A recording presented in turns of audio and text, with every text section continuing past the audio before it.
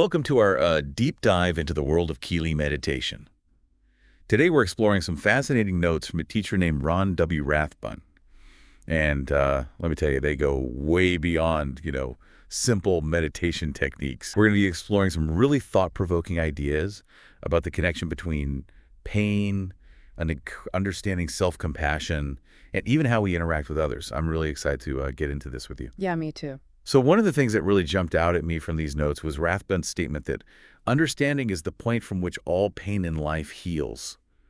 That's such a powerful statement. It really stopped me in my tracks when I first read it. What are your initial thoughts on that? Well, it's interesting because he's not saying that understanding eliminates pain, right? It's more like understanding is the key that unlocks the healing process. It's like Right. when you understand the root cause of a physical ailment, it doesn't magically make the pain disappear, but it allows you to take the right steps to address it. And in a lot of spiritual and psychological traditions, understanding is seen as a crucial part of healing. And in many spiritual practices, understanding the nature of suffering, the impermanence of things, or the interconnectedness of all beings is seen as a path to liberation from suffering. So Rathbun's statement really resonates with a lot of existing wisdom, but he's applying it specifically to the context of pain and healing. And what I find particularly intriguing is that he's not just talking about understanding ourselves, he's also talking about understanding others and the world around us. He says, there is always more to understand than you presently grasp. By attempting to understand things beyond your present grasp, you gain patience. That's like a crucial point because it suggests that the process of understanding is ongoing. It's not something we achieve overnight. It requires patience, curiosity, and a willingness to keep expanding our awareness. It's like we're constantly peeling back layers both within ourselves and the world around us. Exactly. I think that ties back to his idea of pain as a teacher. Instead of fearing pain or trying to avoid it, he encourages us to see it as an opportunity for growth and understanding. He says, our pain is our own and no one else's. What we accept is our own and no one else's. I love that because it reminds us that while we can't control other people's pain, we can choose how we respond to our own. And by choosing to approach pain with curiosity and compassion, we can learn from it and allow it to transform us. It's like pain is a signal that something needs attention. Something needs to shift. And by paying attention to that signal and trying to understand what it's telling us, we can start to heal and grow.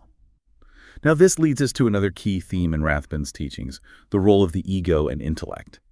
He talks about how when we operate solely from the ego and intellect, we create internal conflict. He says, it is the mind's responsibility to free itself from this contention. This makes me think about how often we get caught up in our own heads, overthinking things and creating unnecessary drama. Yeah. And that internal battle can be so draining, it can really prevent us from experiencing true peace and freedom. It's like we're constantly at war with ourselves. Exactly. And Rathbun introduces this really fascinating concept of inward and outward self-control. He suggests that by developing self-awareness and mastering our inner world, we can navigate external challenges with greater composure. So it's not about trying to control other people or situations. It's about cultivating a sense of inner stability and clarity that allows us to respond to challenges with wisdom and compassion. I'm curious to hear more about how this inward and outward self-control works in practice.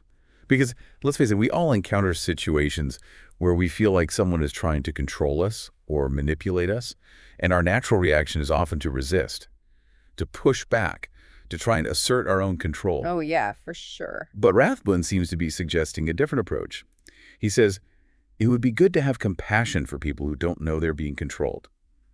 That's such a profound statement. It suggests that instead of seeing these situations as power struggles, we can try to understand the deeper motivations behind people's actions. Because often people who try to control others are doing so out of their own fear, insecurity, or pain. And by recognizing that we can start to approach these situations with more empathy and understanding, it's not about becoming passive or letting people walk all over us. It's about recognizing that their need for control often stems from their own feelings of being out of control. And by responding with compassion instead of reactivity, we can break the cycle of conflict and create space for healing and connection.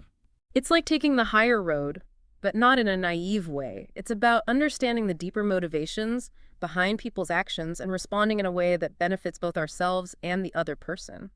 Now, this brings us to another unique concept from Rathbun's notes, the idea of compartments. He talks about how processing these compartments leads to detachment and freedom from pain. I was really intrigued by this idea when I first read it. Can you tell us a bit more about what he means by compartments? Well, without going into the technical details of Kelee meditation, Think of these compartments as containers for unresolved experiences, emotions, or beliefs that we've tucked away in our subconscious. It's like those messy drawers we all have where we just shove things we don't want to deal with. Yeah. And just like those drawers can become cluttered and chaotic, these compartments can weigh us down and create blockages in our energy. So it's not just that we're carrying around this baggage from the past, it's also that it's affecting us on an energetic level. Exactly. And Rathbun talks about dissolving the pain from these compartments through a process of self-reflection, understanding, and acceptance. So it's not about trying to suppress these experiences or pretend they didn't happen. It's about bringing them into the light of awareness, understanding their impact on us, and releasing their hold on us. It sounds like a really powerful process, but I imagine it can be quite challenging to face those unresolved issues head on. Absolutely. It takes courage and commitment to delve into those deeper layers of ourselves, but the rewards can be profound. Rathbun talks about how processing these compartments leads to detachment and freedom from pain.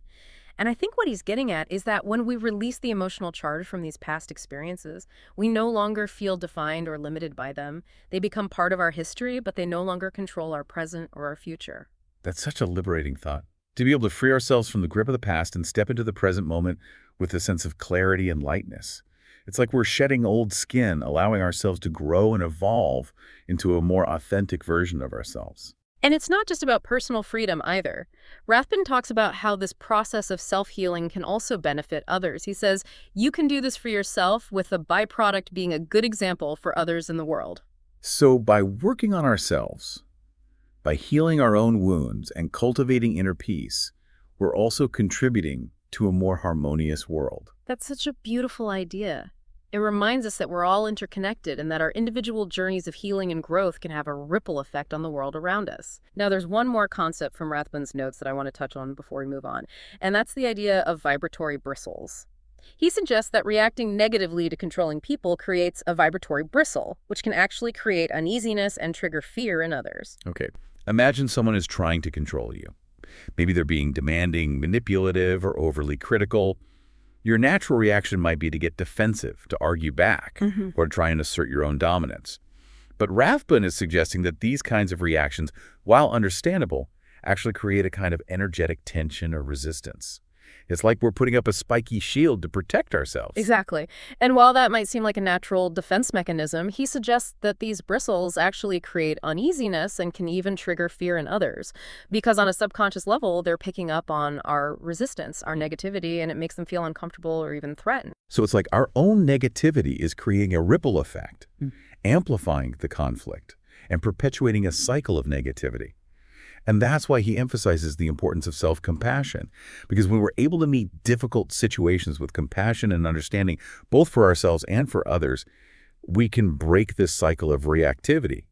He states, you can't have compassion for others without self-compassion for yourself, because one comes from the other. So it all comes back to self-compassion. It's like the foundation for everything else. Because if we're constantly beating ourselves up, judging ourselves, or feeling insecure, it's going to be very difficult to extend compassion to others. Yeah. And it's going to be even harder to respond to challenging situations with grace and understanding. Exactly. So how do we cultivate this self-compassion that Rathbun talks about? What are some practical steps we can take? Well, one of the things he emphasizes is the importance of self-care. He says our self-compassion through care is the way out of all disharmony. So it's not just about being kind to ourselves and our thoughts. It's also about taking actions that support our well-being. This could include things like getting enough sleep, eating nourishing foods, spending time in nature, engaging in activities we enjoy, or simply taking breaks when we need them. And he also specifically mentions Kelee meditation as a path to developing self-care and self-compassion. He says the easiest way to understand self-care is to look within and begin the study of Kelee meditation and the Kelee that resides within you. Okay, so now I'm really curious about this Kelee that resides within us. What exactly is he referring to? He says, if you want to be free in your life, you must be free in your mind. He calls this method the Kelee, and it's a specific type of meditation designed to dissolve those blockages. So for those listening who are feeling particularly intrigued by this Kelee idea, exploring Kelee meditation be a worthwhile next step. The core principles that Rathbun outlines are applicable to any path of personal growth. It's all about cultivating understanding self-compassion and the willingness to look inward and do the work. And those efforts can lead to profound transformations, not just within ourselves, but in the world around us. I completely agree. It's been really fascinating to delve into these notes with you. There's so much to unpack and contemplate, and I'm already starting to see how these principles can be applied to my own life. So we've been talking about understanding and self-compassion and how they can help us navigate challenging situations, especially when we're dealing with people who try to control us. But I'm wondering, how does this tie into Rathbun's idea of not interfering with yourself? He mentions it a few times in these notes, but I'm not entirely sure what he means by that. It's an interesting concept, isn't it? It's almost like he's saying we need to get out of our own way, to stop sabotaging ourselves with negative self-talk, limiting beliefs, or unhealthy habits. Like we're our own worst enemy sometimes. No. Exactly. But the good news is that we can also be our own best ally. By cultivating self-awareness and self-compassion, we can start to untangle those self-imposed knots and create space for healing to occur. That makes sense. It's like we need to be as patient and understanding with ourselves as we are with others, and to recognize that growth isn't always linear. There will be setbacks, mistakes, and moments of self-doubt, but that's all part of the process. Absolutely. And I think that's where the importance of self-care comes in. Because when we're taking care of ourselves physically, emotionally, and spiritually, we're creating a foundation of strength and resilience that allows us to navigate those challenges with more grace and ease.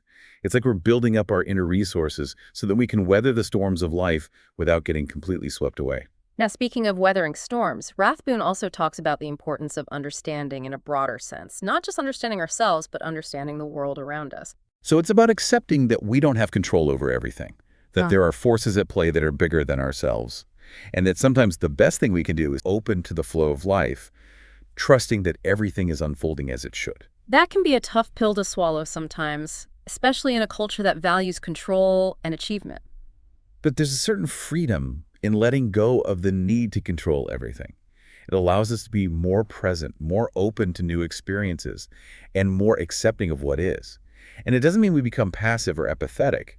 It's more about recognizing that there's a delicate balance between taking action and allowing things to unfold naturally. And I think that ties back to Rathbun's emphasis on non-interference, not interfering with ourselves, not interfering with others, and not interfering with the natural flow of life.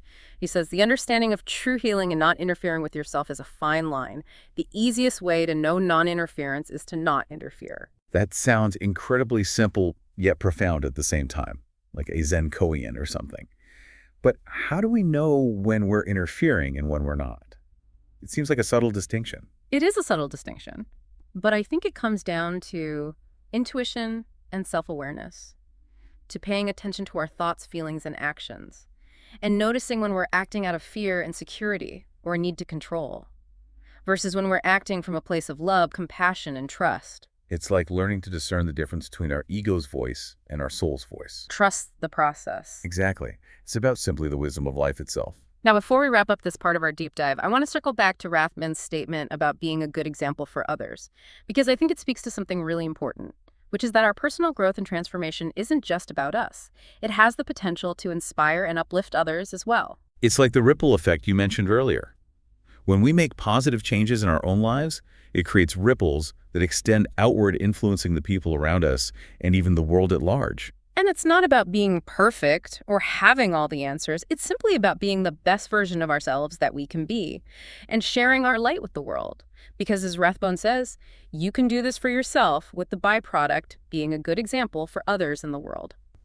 It's amazing to think about how our individual journeys can have such a far-reaching impact. Yeah, it really is. It's like that butterfly effect we hear about. Even the smallest actions can create huge changes in the world. And I think that's really empowering because it reminds us that we all have the power to make a difference no matter how small it may seem. It's not about waiting for some grand opportunity to come along.